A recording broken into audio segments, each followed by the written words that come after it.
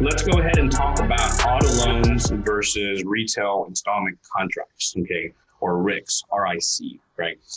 So let's first establish what is a retail installment contract. So it's a version of indirect lending.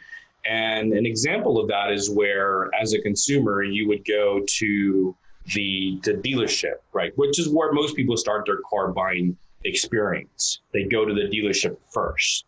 I would say that's probably the majority of how a consumer purchases a car. They go to the dealer first. The dealer, once the vehicle has been selected and now it's time to go to financing, the finance manager or someone in financing would run the credit application and scrub it against the various different lenders that they have access to. Side note here, when they run the credit and there's like 6 to 10 different lenders that access the credit report for a decision, you have a 30-day grace period as per FICO requirements. FICO will allow all those inquiries to be graced for 30 days, so it's not going to affect the score for at least 30 days. And 2, they're going to be deduped. So deduplication kicks in. There's a 45-day deduplication period, which that means all inquiries that are in a similar industry, mortgage, auto, and student loan only. Only those 3. Credit card is not deduped. But student loans, auto, and mortgage loans, mortgage inquiries, they have a 45-day deduplication period, which means although all of the inquiries will have to report because the Fair Credit Reporting Act mandates that, when the score is calculated, all those inquiries within a 45-day period of each other will be scored as one inquiry. Okay, so side note on that. And so once the dealer runs the application through various different banks, various different lenders, of course, some of the lenders will decline and some lenders will accept, right? And you have terms associated with that, this rate, this monthly payment. And of course, things you may not know is how much that bank pays the dealer to buy that contract, right? Those are things that you don't know, right, behind the scenes. And so once there is a lender that the dealer likes to go, maybe they have a relationship with that lender pays the most. And then of course, it's got probably some really good terms for the consumer. The retail installment contract is then assigned to the lender with or without recourse, right? So it just depends. Every transaction is different. Recourse meaning if there's an issue or there's an issue with the vehicle or with the contract, the lender has the option to send it back to the dealer. They have to deal with it. Or if there's no recourse, basically, which is most transactions, there's no recourse. Once the lender buys that contract, they're stepping into the shoes of the dealer.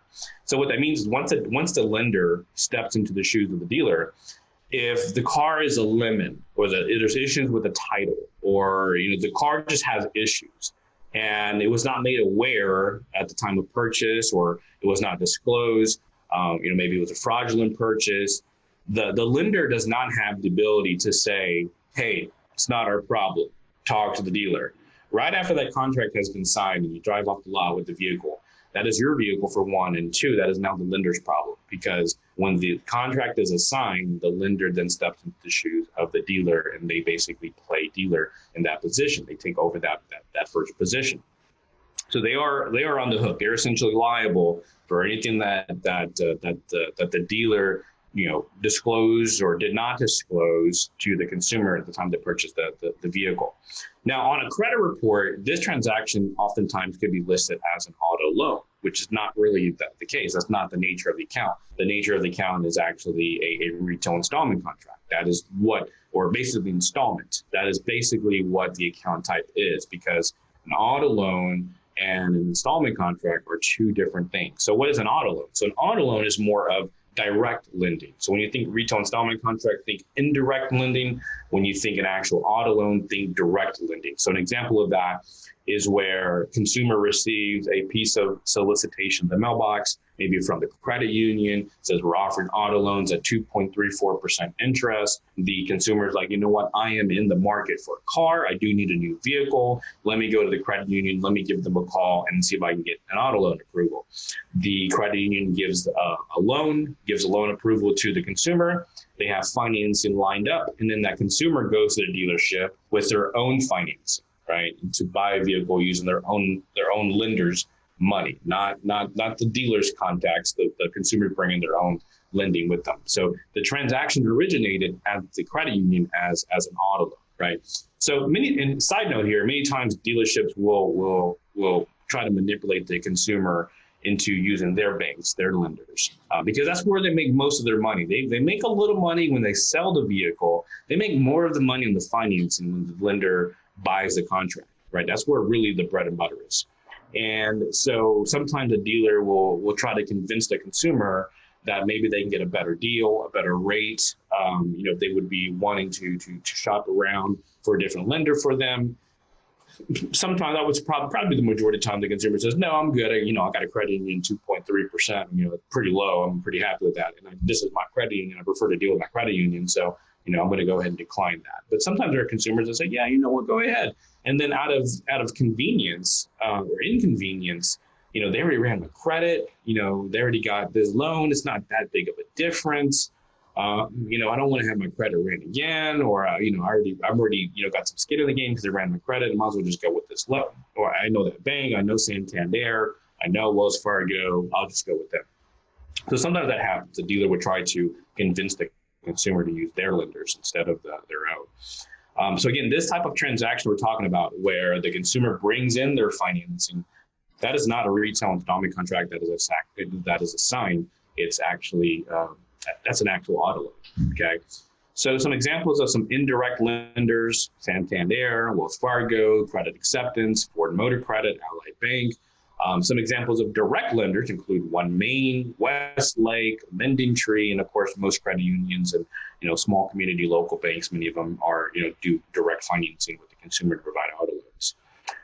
So again, what's most important about the lender stepping into the dealer's shoes? You have the FTC holder rule. So again, in a RIC, in a retail installment contract, the FTC holder rule is basically where a requirement on a contract, it states that any holder of the consumer credit contract is subject to all claims. So again, when the lender buys that contract, they are essentially responsible for anything that went down in that transaction, or if the dealer did not disclose that it was a salvage title, or the car was in a wreck, or there's issues with it, did not disclose that, maybe rolled back the odometer or whatever. Once the lender buys that contract, they're responsible for all of that. So they cannot say, call the dealer, talk to the dealer. You are the dealer. When you buy that contract, you step in the shoes. You are basically the dealer. So some types of claims to look out for as a consumer, some keywords, right? When you're talking to your clients and they're telling you, their story about that vehicle, what happened, some things to listen out for, or some things to kind of direct them to look into would be irregular body gaps, right? So there's like different gaps in the frame or wide gaps where there shouldn't be. That could be an indication that the car may have been in a wreck. Mismatched paint. The car would never align. The vehicles just flat out don't align. So the consumer says that, then maybe there could be some structure or some suspension damage that and may have not been conveyed. That's what they want to look at their contract and look at their basically their contract and see if that was ever disclosed. Unusual noises, it needs major repair. That are unusual for age of miles, right? It's got 20,000 miles, but the car drives like it has 80,000 miles. That could be an issue. Those are all little indicators of, okay, maybe this could be something was not disclosed. There could be a lemon here, so something like that. So if that gets discovered and we're going down that claim route, the best thing to do for a consumer is to get the car inspected, get an expert to assess, the damages, get a vehicle order, vehicle history report, issue a Carfax report, and look to see if the vehicle never had any accidents. And if the vehicle was, and that was not disclosed, then you have a far better argument there to get the lender to remove the repossession from the report and maybe collect some damages if that is the case. That probably would be more in the hands of an attorney, but in terms of the credit removal, that would be a great argument if there are, damages on the vehicle that were not disclosed, or the vehicle was in a wreck and that was not disclosed at the time of purchase. You could see some of that maybe in a smaller dealership, maybe not the big dealerships. It doesn't mean that it's not going to happen there, but because everybody makes mistakes. But even in a small dealership, you're probably more likely to see some things possibly not disclosed to the consumer, and you can use that as leverage to get it, a repossession removed. Some things with title, right? So again, if the vehicle is titled as a lemon, rebuild, salvage title, flood, or the miles that are on the title are not the actual miles of the odometer, then you may have some a case there, right? Or if the consumer bought the vehicle and asked for the title and the dealer said, we'll send it to you or we'll get it back to you, I'll get it to you later, that could be an indicator that something fraudulent went on there. And again, if the title turns out that there are some issues that weren't disclosed, then if you drive off the lot, you sign the retail installment contract, you get the title a couple of days later, you find out that it's a salvage title or some issue with the title, then you basically have a good case there, because now there is a claim that you need to make. The lender stepped in, the claim would go with the lender, and basically basically there's a case there. You can argue not only get the repo deleted if it is repoed, but probably get some monetary compensation there for some damages plus interest and payments that were paid on a vehicle you should never got. So I'm going to wrap it up here in terms of repossession claims, things that happen during a repossession that a lender is supposed to do.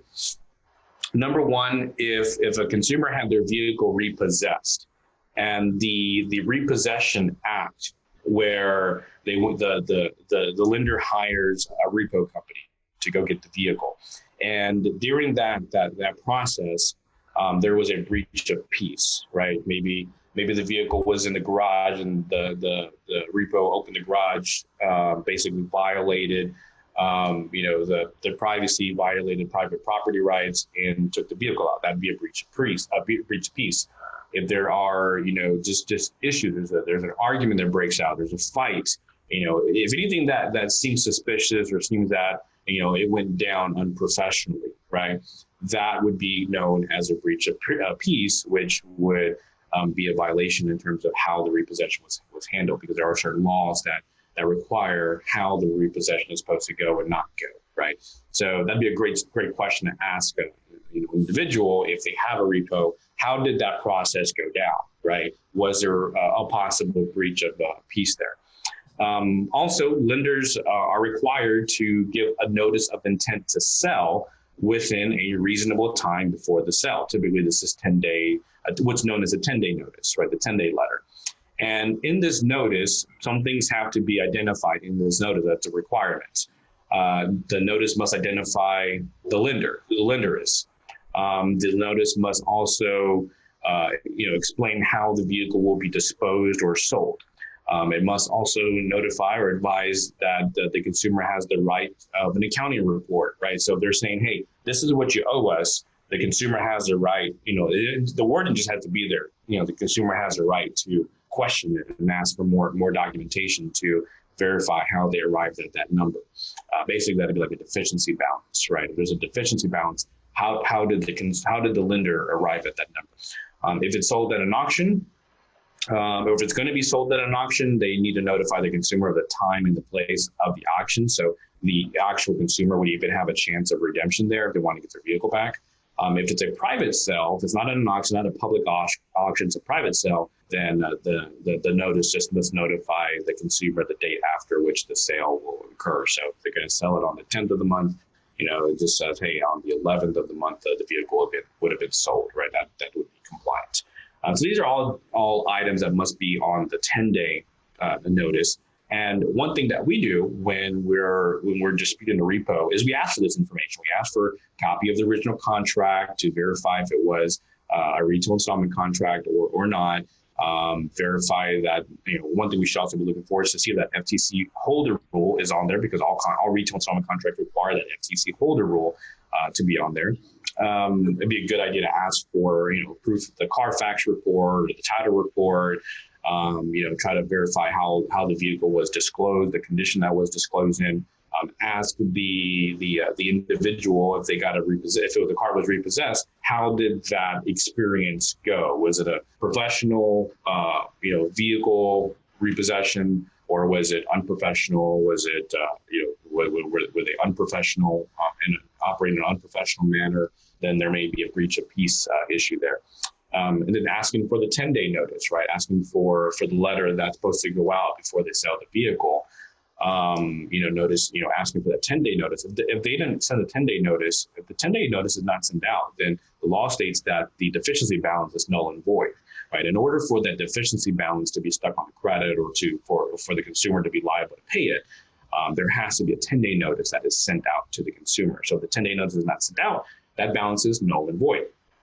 And so asking for the copy of that 10-day notice that was originally sent out, maybe looking at the dates, right, and kind of do some investigative work there. And then looking for those key things that the 10-day notice must have: to identify the lender, how the vehicle is going to be disposed or sold, advise somewhere on there that the consumer has a right to an accounting report or more details about the money that's owed in question. If it's going to be sold at auction, when and where is that auction going to be? If it's a private sale, just notifying that, the date that the vehicle is expected to be sold, right? So all of that needs to be on the 10-day notice at the very least, right? So those are some key differences there and some things to look out for if you have a repossession, knowing that you have rights after repossession. And repos are a very it's an embarrassing moment for a lot of people for that to happen. And you just kind of wanted to move on with your life and just, all right, let me just wait another vehicle, move on. But it's important for as a consumer to know that there are rights, right? At the very least, because for sure, if there's a deficiency balance, that creditor is going to stick you, the consumer, with the balance. So at the very least, know your rights as a consumer. Know that you have several rights to at least equip you to just decide whether or not you want to dispute that or fight that, or it is what it is, right? And many times you'll find some there'll be some issue, right? Because there's a lot of different steps that lender has to go through when the vehicle was in the process of being repossessed, right? So you're bound to find maybe some kind of credit reporting error, maybe some kind of debt collection error, maybe some kind of the act of the repossession experience issue, maybe some issues with how the vehicle was disclosed in terms of title, in terms of there's any issues with the mileage, wear and tear. If the vehicle was in a wreck, was not disclosed, did not get the title for a couple of days later. The 10-day notice of the 10-day notice was never sent out, never received, or the 10-day notice is missing information. There's a lot of spots here to argue something here to get the item, at very least, the item removed from the credit report if any things are amiss or basically out of whack.